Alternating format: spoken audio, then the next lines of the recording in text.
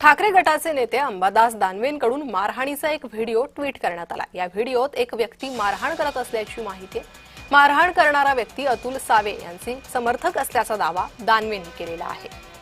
व्हिडिओत एक व्यक्ती मारहाण करत असल्याचं दिसतंय। हा अतुल सावे यांचा समर्थक असल्याचा दावा दानवे यांनी केलेला आहे। तर आता ही मारहाण नेमकी कोणत्या प्रकरणात होते या संदर्भातली माहिती समोर येऊ शकली नाहीये। मात्र मारहाणीची ही दृश्य अंबादास दानवे यांनी ट्विट केलेली आहे। मारहाण करणारा अतुल सावे यांचा समर्थक असल्याचा आरोप अंबादास दानवे यांच्याकडून करण्यात आलेला आहे। मात्र मारहाण नेमकी कोणत्या कारणातून होते त्या संदर्भातली माहिती अद्याप कळू शकली नाही।